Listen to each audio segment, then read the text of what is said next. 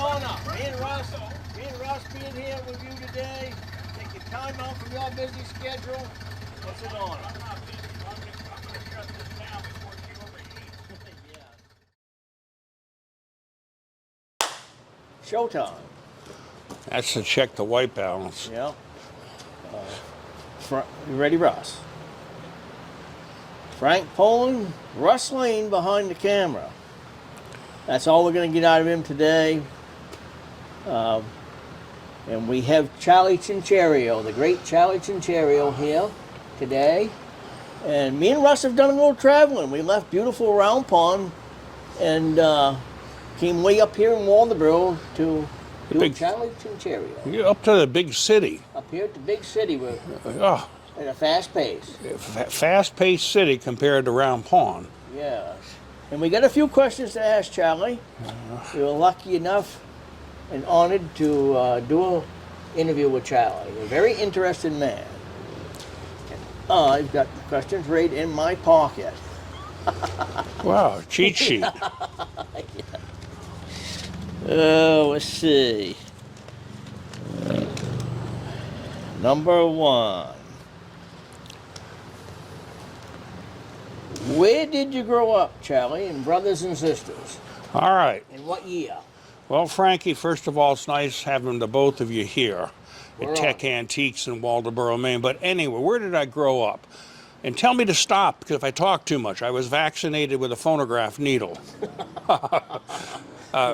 I was born in New York City, in Brooklyn, New York, and my parents moved out when I was a month old. And my folks never graduated high school, and they wanted to move to the country, so they moved to Connecticut and built a foundation, which we lived in until they had enough money to build a house. And so I grew up in Connecticut until I was about 13. I was flunking out of school, and then I had to either go to a reformatory or go to a private military school or something like that. But anyway, so that's where I grew up, but I'm still growing up right here. Brothers and sisters? Brothers and sisters. I have a brother, William, who is in Boston, and he's about 15 years younger than I am. And I have a sister that's 1 year older. Geraldine, and she's in New York State, and they're both doing well. My sister's a teacher, and my brother is a scientist, so he understands the theory behind all this stuff I like, but not too practical. Well, walking into their shop just like walking into heaven to me. Well, this good stuff. It's all about energy. Yes. Your earliest memory, Charlie? Well, my earliest memory was riding on the Staten Island ferry when I was probably 3 years old. And at that time, they had a whistle on the boat. Now, whether it was steam or not, I don't remember. I was too young, but I remember the sound of a whistle. It sounded like a steam whistle. So my memory was really a steam whistle would be my earliest memory. I don't know where we were going. My folks always said we're going to go visit relatives down there somewhere, but I was 3 years old and we were visiting from Connecticut because we had moved to Connecticut. That's my earliest recollection. Yeah. Your school years, did you like school? And hobbies, what did you have for hobbies? Well, school is something I had to do. And school was interesting. I started school the year before kindergarten in Connecticut, and I wasn't really happy about school. The first couple of days, they had an air raid drill. Well, my parents never told me that someone's trying to get me, so so they made us go in the cubby hole, which was a thing. You had a cubby, like a wooden where you kept your coat. Each young student. And they said, don't look out the windows because there are people that want to drop a bomb. So I went home, I was crying, and my mom really was upset that, she never told me that someone, and that was during the Cold War with a place called Russia, remember? Yes. Yep. So that was, my school year started off that way. I was never a great student, though.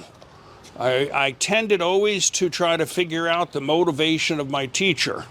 And that wasn't good to try to do that. But I made it through school till I was 13, and then I either had to do something, either buckle down or, have to go to a special school. So I ended up going to a special school. Yeah. What did you do for fun growing up, Charlie? Well, I've always been interested in fishing, music, but most of all in, what's around me here in Waldoboro, Maine. Why we built machines, or the Model A Ford. Why did Henry build the Model A Ford that I just drove in? What was the motivation? Why do we go lobstering? Why do we run museums? Why do we cut the grass? So I wasn't like the normal kid. My father I remember him give me Gene Autry cap guns. He had a roll of caps, and a hammer would come down and hit it, and there'd be a little explosion. Well, I wasn't into that, so I traded it with my neighbor. That was my birthday gift, and I traded it with my neighbor the next day for a shortwave radio, because I was able to listen to people around the world. And to me, that was really special. Wow. So I always liked to, and I still do, try to figure out what are the motivations in this crazy world. I mean, we live on a rock, and why are we motivated? And it has to do with devices like solar engines or other devices that are here in Waldoboro. And so that's a good question you had. What did you do for summer jobs growing up? Well, Probably many. Well, I had many, you're right. First I worked for an English gardener.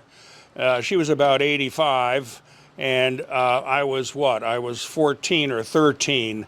So I mostly pulled weeds, and I learned a lot about flowers, daisies and petunias especially, because she started them at her little greenhouse. So I was a landscape assistant. And later on, when I came to Round Pond, Maine, later in my life, that was the first job I had. I put an ad in the Lincoln County News and said, landscaper looking for work, will do anything. Well, the lady answered, and I shoveled cow manure for about a week.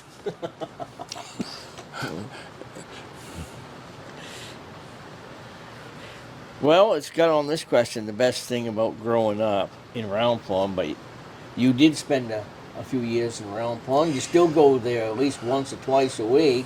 Can't stay away from the place. Well, the first time I came to Round Pond was with, I'm not going to mention her name publicly, but we were just friends from college. I went to a place called Nassau, and I have a degree, but I mostly fished and played music and did other things that we don't want to talk about.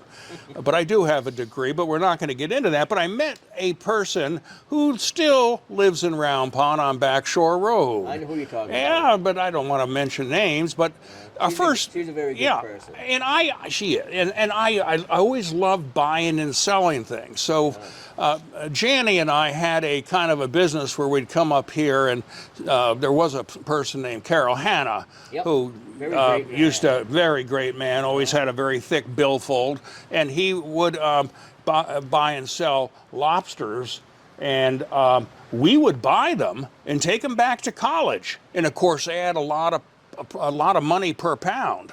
I think they were 98 cents a pound, a lot of money. And then we would sell them for $2 or something cooked. Yeah. So Janny and I got into a business. That's how I came to Round Pond. And then I returned the next year, and I went into the landscaping business and had 3 or 4 accounts, and I played music the whole time. So music, that didn't make any money. Landscaping, and if I saw a piece of iron on the side of the road for sale, I didn't have much money, but I would raise the money if it was something interesting and haul it home. At that time was Cassett, Maine, and or Round Pond. Usually I hauled it home, fixed it up, and sold it.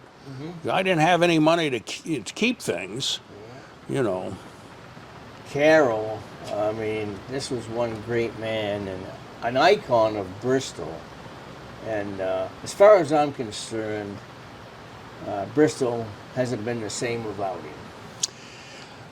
You know, the nice thing about Round Pond and Maine in general is the diversity of people.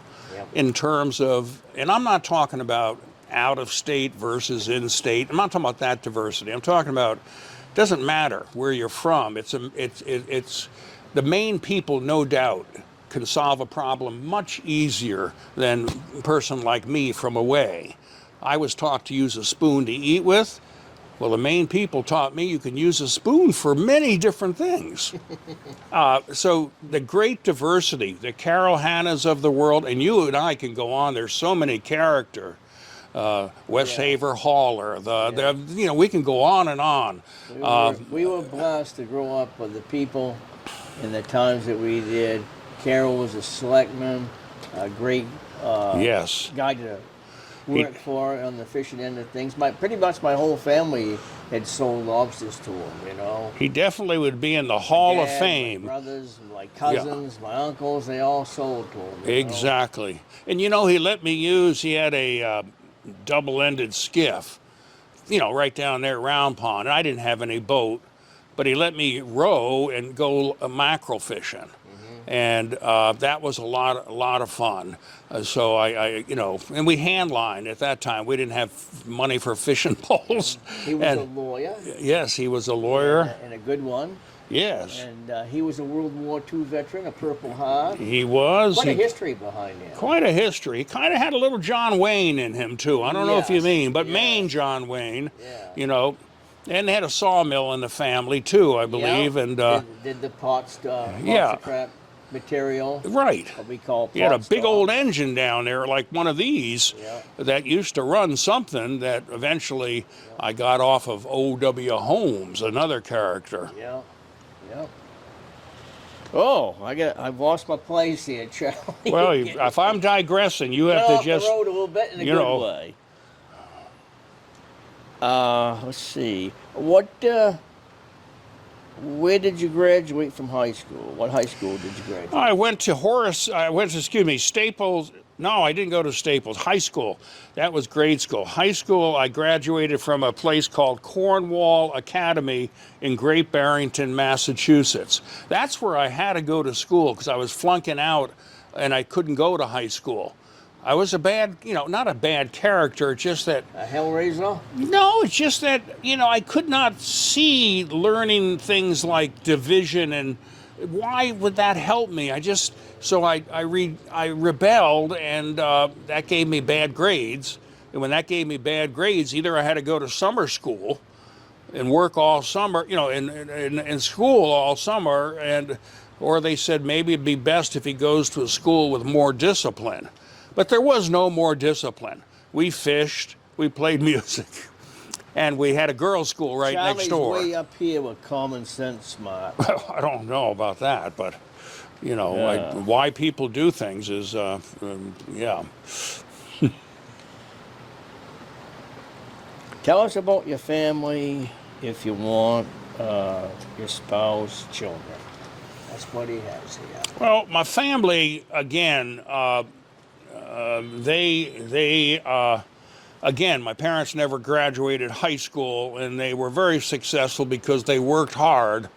And my father painted houses for several years as a living, and my mother, she was a model in New York City on 7th Avenue and modeled furs because until she was about 25 years old, and she was getting too old to model, and she'd take the train, and I remember the first ones were steam trains out of Westport, Connecticut into New York, and she would take us into New York, my sister and I. My brother wasn't hatched, and she would take us to the Museum of Natural History, And I would go to the gift shop and buy a thing called an anemometer every year that turned because of the sun.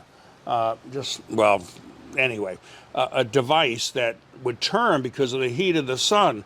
And I also went to the planetarium, and I love the stars because it lets us know how small we are.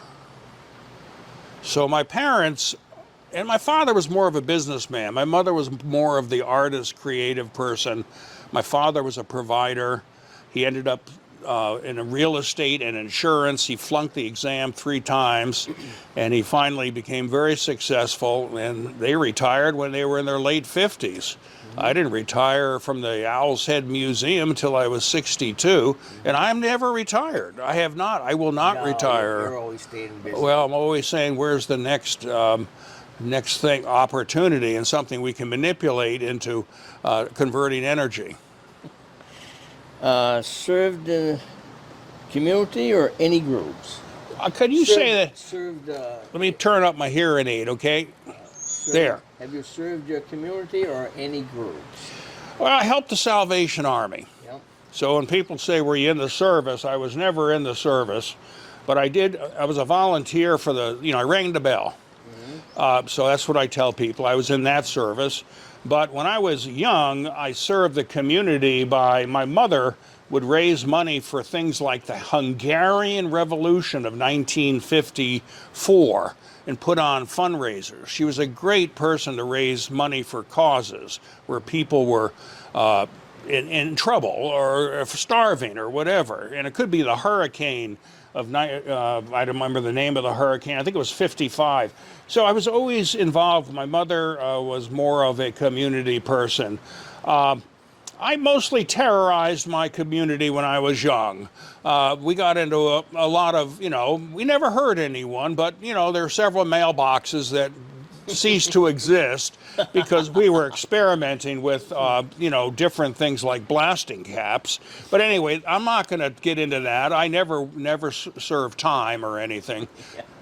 Never got caught. Yeah, not getting caught. Oh, boy. What gives you hope, Charlie? What gives me hope is people. A lot of people say, well, how do you get hope out of people?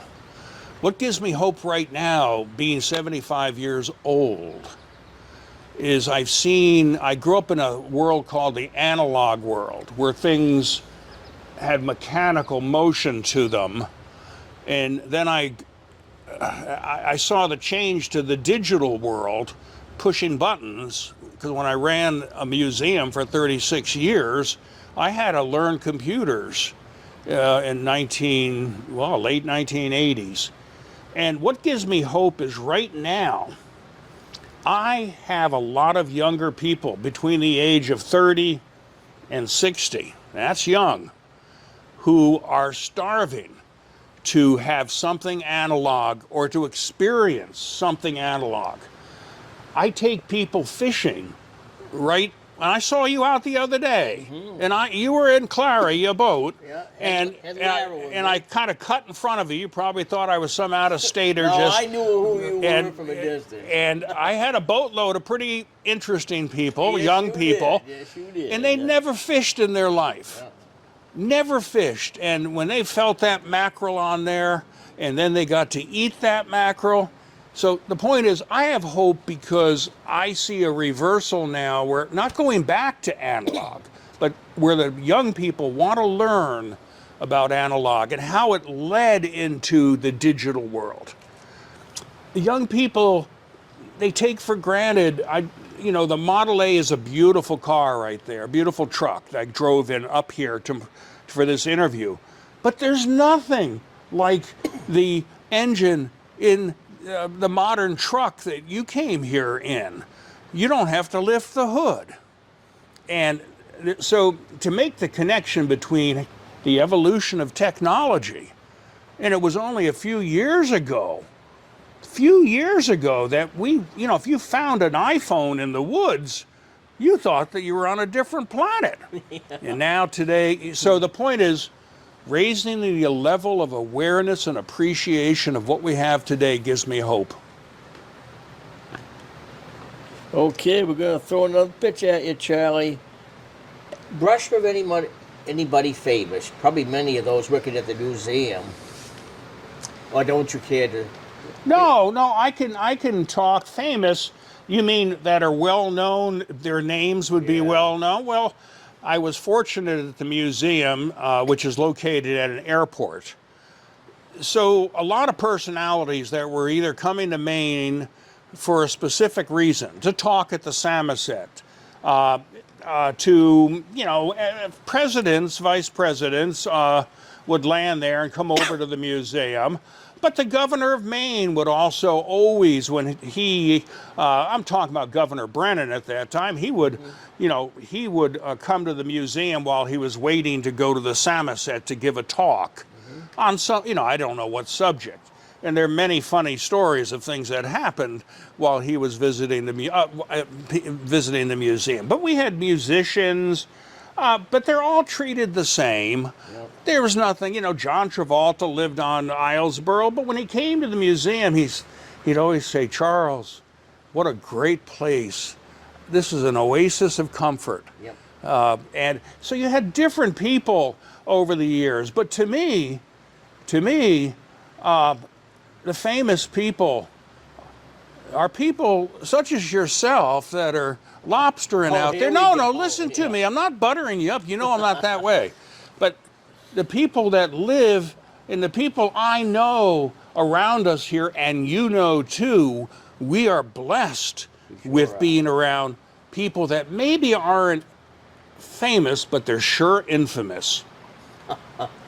Well, I mean, yes, we're blessed in many kind of ways to be here in Mid-Coast, Maine. It's the best place in the world. as It's far as the I'm best concerned. place in the world, People definitely. are pretty friendly here, and hardly any crime. We've got it made. We are not lucky. We are fortunate. Yep. Luck is a slot machine. Yep. How many years down to the Owl's Head Museum? I was hired in 1976. At that time, I was fixing outboard motors. He's in your 20s, yeah. I was 26 years old when I was hired in August and offered the job as a director. I knew nothing about directing anything of the museum, and they hired me because of my love of the old things. So on Route 1 in Wiscasset, I was fixing outboard motors for a living. That was one of my early jobs, and went to school to figure out how to turn wrenches. I had engines on the side of the road that I'd pick up, but I'd go north in my, at that time, 48 Chevy pickup truck, and I'd come home, spend $5, $10 and have a whole bunch of early engines you can buy for $5, $10 a piece. They were everywhere. Plenty in Round Pond. Yep. I can name people that had, saw rigs and all types. So, again, I'm blessed. During those days, it was absolutely amazing. And to be hired at the museum and to work there until I was 62, I learned every day. I had to. If I didn't learn, I'd be in trouble, because you can't keep everyone happy. It's the first lesson I had to learn, because when you run anything, you got to have policies and procedures, and especially if you're flying airplanes and driving cars and demonstrating to the public. Every weekend I had a show. And started the truck meet and the automobile auction and the Chevy meet and the Ford meet and the motorcycle meet. The museum was a tremendous 36-year learning experience for me. I know it's like one of my favorite events in the summertime to get down there and the truck and tractor show and the motorcycle show and then going to the auction and seeing you in action. And it's like, wow. Well, I mean, you just had the crowd eating right out of your hand there. Between the good humor and making those big sales down there. well, you got to have good humor. And at that time, the museum was growing quickly when I started the fundraising auction called the car auction, because there weren't people giving big gifts to run the museum. There were people giving big gifts to buy airplanes and cars and giving cars and airplanes. Well, an airplane is like having a child you got to put through college forever. I mean, and so's an antique car. You know that. I got or a tractor, but the key is it was a tremendous outlet for me, a tremendous stage. And I was able to make smiles. I learned by making smiles. I don't care if you were the CEO of a corporation or if you were someone that dug clams for a living on the coast of Maine. Didn't matter. If you could make smiles, it was like hearing a symphony. And you just did a great job down there, super. Well, thank you. Big shoes to fill. I don't think anybody has filled your shoes. I mean, I've been down there a few times and I've watched some very good people working there, but they ain't got what you got. I was a P.T. Barnum, and that's why they hired me. I was vaccinated with a phonograph needle. I said that earlier. That's why they hired me. I have a love of early machines. That's what the museum is about. I have a love of education and making the connection between early devices and our wonderful successes today and what I anticipate is going to happen in the future. I think we're just on the cusp of some incredible developments in technology. Yeah, yeah. I know we've done business a few times, and you've always given me a great deal. But one of my favorite stories in the first time I done some business with you is I went down to the truck and tractor show down there, and I saw this Model A truck, and I said, geez, I gotta go down to the auction and throw a bid on that truck. Well, within 5 minutes, I had a set price, and they just blew that right away. And then our friend, Night Coolidge, about the middle of the winter, cold winter, he says, Charlie wants to sell you that truck because you had your wife out in the audience bidding on this truck. She bought it for Father's Day, yes. Yeah. And he says, this is what Charlie wants for it. And I said, you tell Charlie he's too high. So like a month later, Knight crossed paths with you again, and he says, Charlie still wants to sell you that truck, Frank. And I said, well, how much now? Same price. Another month goes by, and Charlie wants to sell you that truck, but he's dropped $1,000. I says, well, you go back and you tell Charlie he's too high. So another month goes by, he dropped the price again, and I liked the price, and I says, you go back and tell Charlie that truck is sold. I recall and that's how you and me connected well. And that was a very original one-owner truck. I got lucky with that one. Oh, that's a beautiful truck, and you still have it. I still have it. You have most of the things that we've traded over the years, or yes, I do. that, you know, and some of your stuff is still in my field out here that you ain't picked up yet. Oh, well, one of these days, Chuck. No, but there's no rush, you know. There ain't no rush. It's just metal. Yeah, yes. Now I lost my place with my Don't worry about places. Just where am I here? Just relax. Oh, geez, I flipped the page here. There we are.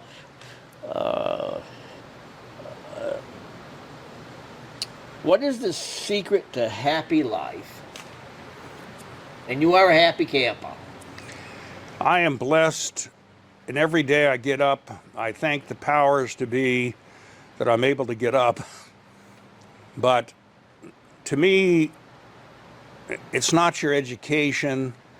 To me, it's not how wealthy your parents were and what you inherited or didn't inherit. To me, it's overcoming adversity. It's working hard. It's really doing hands-on stuff, not just on a computer, with the end result being that, again, you make smiles and you inspire people. And that's how it was at the museum. It's the only reason, well, it's not the only reason they kept me there. I raised millions of dollars, but at the same time, they did realize that one of my traits I learned was that by making smiles and making people feel good, I don't care where they're from or what experience, But if you can impart that ability for them to realize the good, not so many places try to bring out the best people. And I always was against that. It's not about the best people, it's about bringing out the best in every person. So you have a musician playing at Round Pond in the jam who's never played before, and she or he, they're there, you applaud them, and you bring out the best in them. When they hear that applause, they're going to come back the next time and feel better about Put themselves. that heart and soul in So it. making smiles, I would say during the during the last part of my life, which I'm in right now, but I've lived 90,000 lifetimes, and the greatest satisfaction has been to inspire people, not just myself, but through technology, music, fishing. I've been blessed. You're living a good life. I think we are all living a good life no matter what adversity and I think adversity makes us stronger. We don't give up, we just go back at it, Yep. pick up where we left off. And to me, it gives not only hope, but it gives purpose every single day of my life. Yes, I agree. These are tough questions.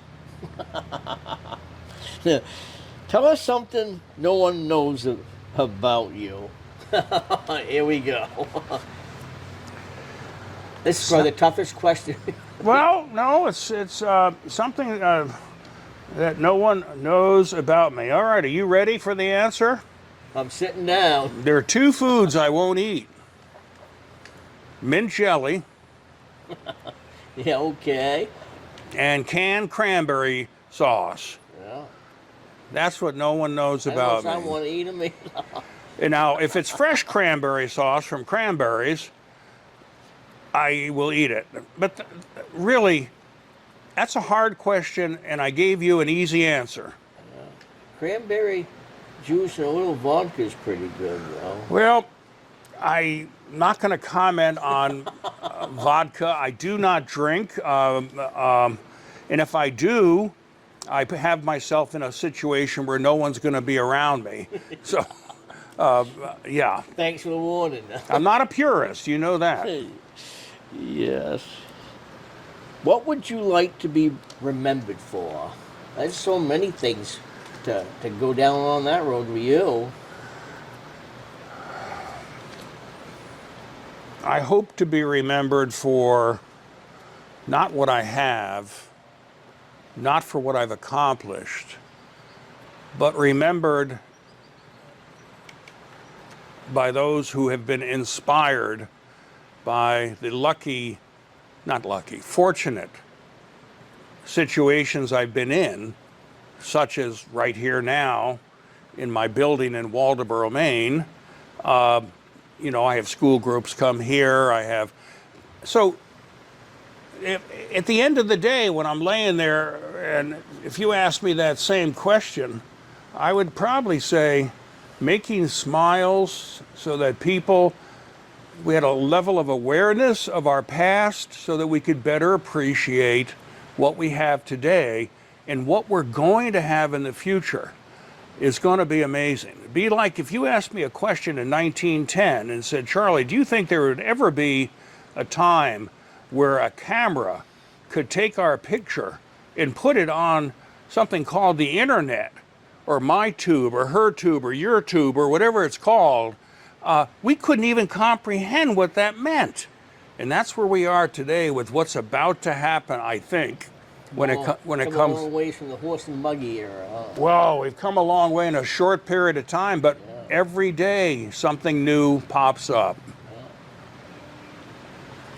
Okay, here's another one, another pitch, Charlie.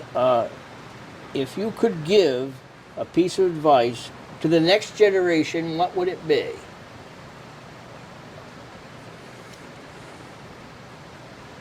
To never give up, I'll 10-4 on that one. to work harder than you think hard means, Yep. to have passion in what you do, That's important. A lot of people work That's all three, their three big ones right there. really big as far as my experience. Yeah, me too. I think it's what keeps me going as much as I am going at 75 years of age. That's 3/4 of a century. And I think I've known you for, well, 50 years or so. But anyway, it's a long time, or at least known of you. I think I knew of you before I knew you. I first recall I would- seeing you probably in the early 1970s. Yeah, That's about 50 years. right. It is about 50 years. So, yeah, it is 50 years. But I would say, Frankie, that again, the greatest advice is to think outward. Try not to just think inward. If you're having a bad day, don't wait to be motivated. Take action, and then you'll get motivated. Make it happen. Well, if you make it happen, then motivation will come around. When I was young, I always was motivated more, and then I would go out and do something. Nowadays, I might get up and say, "Oh, gee, what am I? Oh, I think I'm gonna go mackerel fishing," and then all of a sudden, so sometimes take action to get motivated instead of just being motivated to take action. Because if you just rely on motivation, you can get awful depressed if things don't happen. If you was going to do this interview, what questions would you ask? Did we miss anything? Well, you know,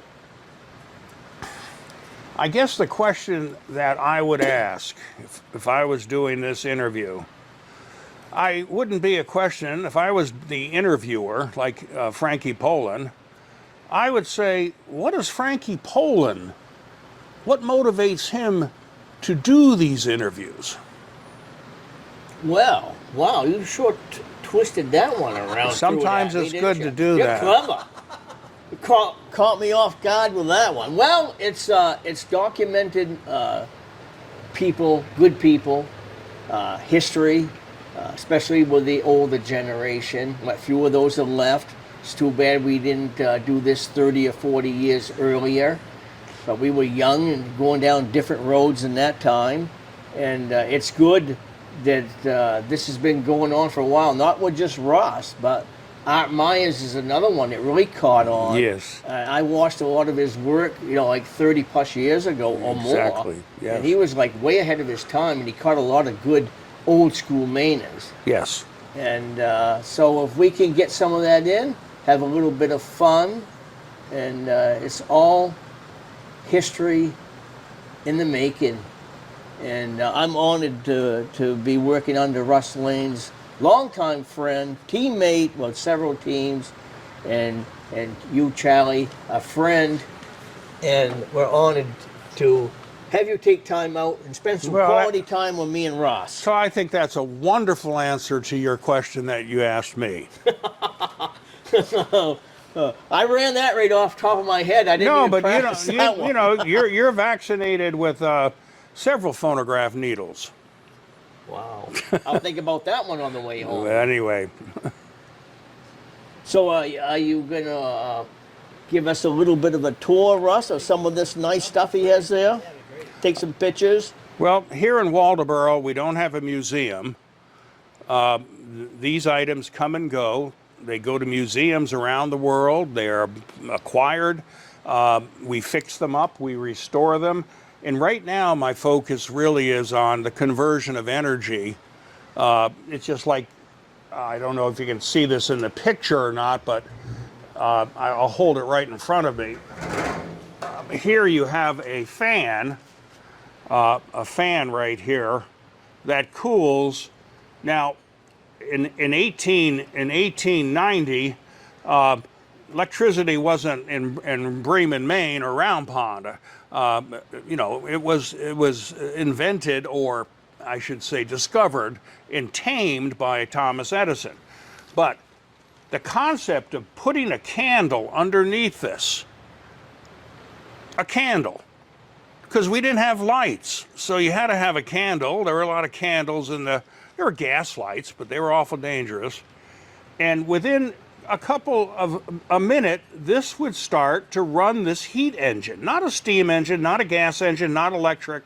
And so if we put a flame underneath this, this starts to run. We have engines here, like behind me, that run off the heat of the sun with a parabolic mirror. Now, this is called the Stirling cycle engine. It's forgotten. It was invented by Reverend Stirling in 1830, and it works off the differential of temperature. Whenever you have hot and cold, you could make something move. You think about it. When you have hot and cold, whether it's in a combustion engine or not, something will move. You're converting energy. So I can demonstrate everything from steam engines to, right now I'm into this type of stuff, not because I'm a green person that's trying to, I'd like to get across the concept that there is no energy shortage. It's a question of storing it. But here they have, a 150-year-old situation that runs off a flame, and it cools you while you're sitting there trying to read a book under, so. Some brilliant people. Well, there were back some. in that era. There still are today. With the artificial intelligence. Even though I didn't grow up in that era, I'm trying to keep in touch with it to figure out. It's just like I can ask Alexa right now, what is 700 million divided by 22? Well, she has an attitude. Alexa, what is 700 million divided by 22? 700 million divided by 22 is approximately 31,818,000. See that? Wow. You know how long that would take me to do on a calculator or with a pencil? Yeah. So understanding AI is important to me, even though I'm an old guy. Am I into that? No. But I love to relate this technology that we're entering into in the information age back to these devices. Mm-hmm. And it's a lot of fun. Mm-hmm. Mm-hmm. My philosophy, and there is no empirical proof of that, but when the sun comes out and hits the leaves on these trees, those are solar panels that open up. And they are solar panels. Everyone says solar panels on the roof is a new thing. That's not a new thing. What about electric cars? That's not a new thing. There were 430 makers of electric cars in 1912 in the world. Okay, 420 makers of cars that ran off of usually electric and gasoline combined, hybrids. But to make the connection between the leaf on the tree and the tremendous, just think of wood. There's no lack of wood to convert energy. We have engines here that'll run on horse manure. Horse manure. And horse manure reminds me of a lot of things. And you asked a question earlier that was probably the best question, which is, where's their hope? Where do you think the hope is? The hope is that hopefully people, when they come across a pile of manure, that they don't look at it just as a challenge and then give up. They start digging to find the pony. And a lot of people won't dig. A lot of people can't dig. But if you dig hard enough in a pile of manure, there's a pony in each pile. You'll learn something and you'll be a better person for it, Frankie. Well, I guess one thing I try as I've gotten older is pick and choose my words so I don't step in a pile. That's very true. Yes. That's very true. Now, the thing is, there are piles of manure that come on our path through life that we can't calculate that they're going to happen. Oh. It's just thrown at us, this crazy thing called life on this piece of earth right here, this rock. We don't know. And it's really a question of trying to get through the best you can. And we're also very, very fortunate because we're in the minority. ability to do an interview here, to have Frankie and yourself here. Most people are gone by. You know, there are very few people that are on this planet compared to the numbers that used to be here or will be here. So this is a very special. I hope some of your listeners might want to learn more about early technology and where we are today. Yep. And they can always do that either by contacting Frankie or myself here at Techantiques in Waldoboro. Sounds great. Once again, it's been a pleasure, Charlie. It's always a Thank pleasure. you very much, me and Russ. Yes, thank you so much.